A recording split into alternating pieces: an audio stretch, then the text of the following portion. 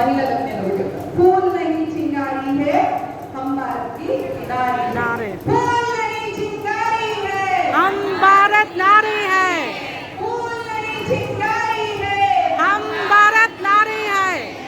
అన్నవాళ్ళు జై భవానీ వీర శివాజీ, జై భవానీ వీర శివాజీ, జై భవానీ వీర శివాజీ, జై భవానీ వీర శివాజీ. కశ్మీర్ పహల్గాంలో మనం ఏ కులం, మనం ఏ ప్రాంతం, మనం ఏ భాష మాట్లాడతాం, ఏ పొలిటికల్ పార్టీ అని చూడేవాడు. ప్యాంట్ ఇప్పి హిందువా ముస్లిమా అని కన్ఫర్మ్ చేసుకొని చంపేసాడు. నా పిత తండ్రి హిందూ, నా పుత్ర నా కొడుకు హిందూ, నా భర్త హిందూ, నా భ్రాతృ అంటే నా సోదరుడు హిందూ. వీళ్ళందరినీ హిందూగా ఉండాలి అని చెప్పేసి ప్రేరేపించి వాళ్ళ లోపల ప్రౌడ్ హిందూ మనస్తత్వాన్ని పెంపొందించే నేను హిందూ మహిళను, మనము హిందూ మహిళలము, నేను మనము. అవునా?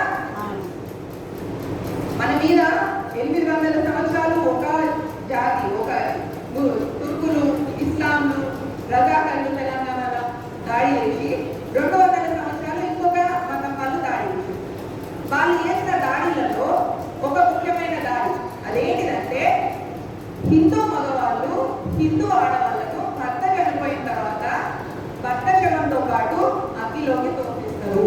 దాన్ని సతీ సహగమనం అంటారు. అని హిందూ మగవాళ్ళు ఒక దుర్మార్గులు అన్నదే ఒక నేరేటివ్ మన మీద పెరిగేది.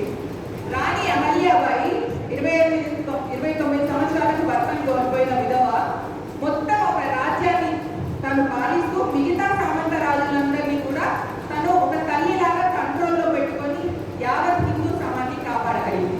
మరి ఆమె విధవ కదా, మరి సతీ సహగమనం జరిగిందా? అంటే హిందూ మగవాళ్ళను ఒక దుర్మార్గులుగా చిత్రీకరించే నేరేటివ్ లో బ్రిటిష్ ఫెయిల్ అయింది. దానికి ఎగ్జాంపుల్ అహల్యాబాయి హోల్కర్.